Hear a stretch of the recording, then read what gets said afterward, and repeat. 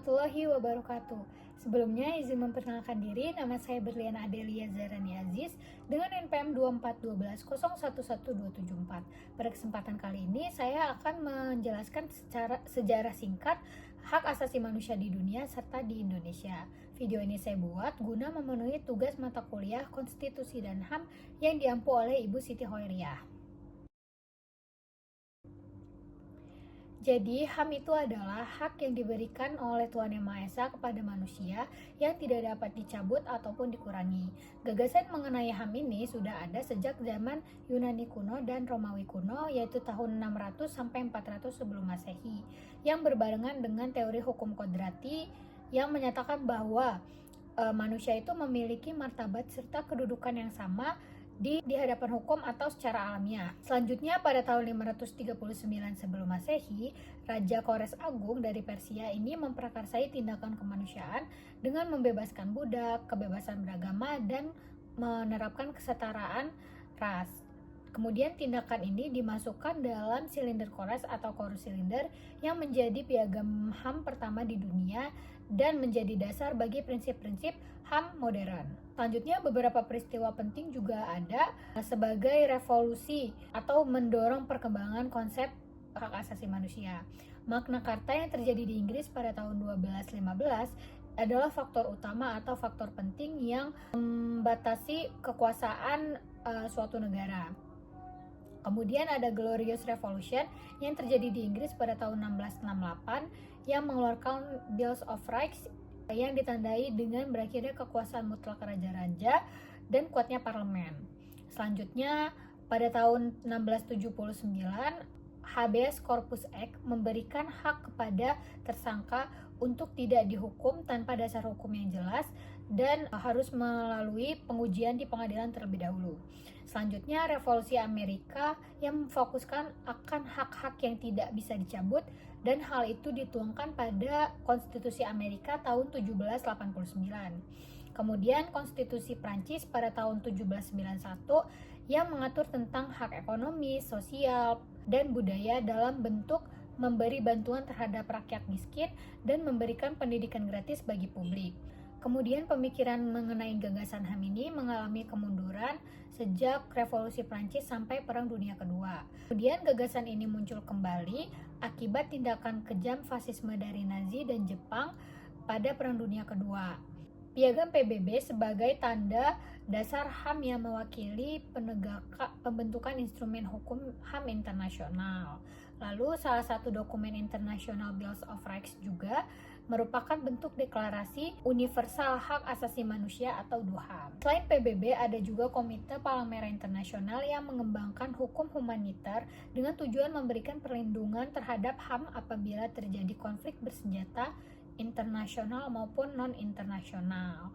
Lalu langkah yang diambil PBB dalam mengembangkan instrumen HAM internasional itu adalah dengan diwujudkannya dan ditetapkannya dua konvensi atau dua perjanjian internasional. Yang pertama itu konvensi mengenai hak sipil dan politik, dan yang kedua itu adalah konvensi mengenai hak ekonomi, sosial, dan budaya. Dalam perkembangannya kemudian dikenal adanya pembabakan HAM. HAM generasi pertama atau hak kebebasan. Jadi ini tuh berfokus pada kedaulatan individu. Contohnya itu adalah hak untuk kebebasan berpendapat, hak untuk memilih agama, hak untuk kebebasan berkumpul, dan lain sebagainya. Kemudian HAM generasi kedua itu adalah hak persamaan. Jadi hak ini tuh menekankan untuk pentingnya kesetaraan atau kesamaan sosial melalui pemenuhan hak-hak sosial, politik, dan budaya.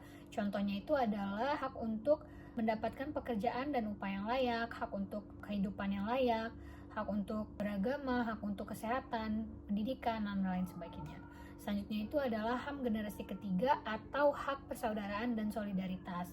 Hak ini tuh menekankan pada kepentingan bersama dan kerjasama global antar bangsa. Contohnya itu hak perdamaian, hak untuk kebebasan mengelola sumber daya alam sendiri, dan lain sebagainya.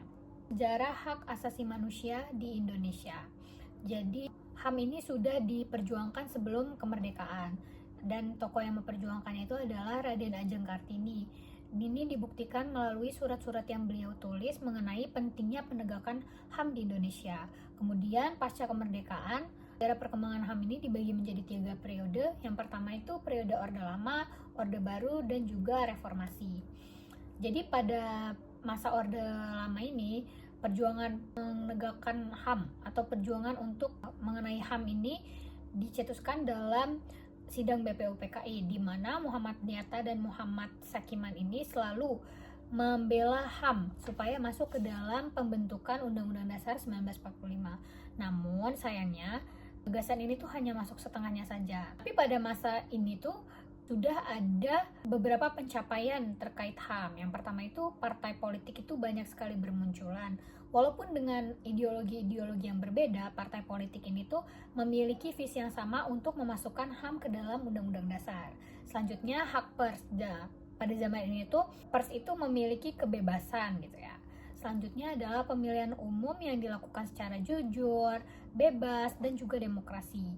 Dan Dewan Perwakilan Rakyat yang memperlihatkan hasil kerjanya yang baik dengan pengawasan yang seimbang. Selain itu juga Indonesia sudah tergabung kepada konvensi-konvensi internasional mengenai HAM. Yang pertama itu Konvensi Jenewa tahun 1949 mengenai hak bagi korban perang, tawanan perang, dan perlindungan sipil saat perang. Selanjutnya itu Konvensi Hak Politik Perempuan yang berisi mengenai hak perempuan tanpa diskriminasi dan perempuan itu memiliki jabatan publik. Selanjutnya sejarah HAM pada masa Orde Baru. Pada masa Orde Baru ini HAM dianggap sebagai pemikiran ala Barat yang penerapannya harus dibatasi. Jadi pada masa ini tuh pemerintah menganggap bahwa HAM ini adalah pemikiran dari Barat dan tidak sesuai dengan ideologi bangsa kita yaitu Pancasila. Meskipun pada tahun 1993 ini sudah terdapat Komnas HAM atau lembaga yang bertugas untuk menangani HAM, kinerjanya ini tidak terlalu bagus karena adanya pengaruh politik dari pemerintah. Jadi pada masa ini juga terjadi beberapa kasus pelanggaran HAM seperti G30 SPKI, peristiwa Tanjung Priuk, dan lain sebagainya.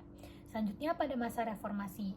Dan pada masa reformasi ini perkembangan HAM itu melaju sangat pesat ya. Ditandai dengan lahirnya TAP MPR nomor 17 tahun 1998, kemudian adanya amandemen-amandemen undang-undang tentang hak asasi manusia, dan lahirnya Undang-Undang nomor 39 tahun 1999 yang membahas tentang hak asasi manusia.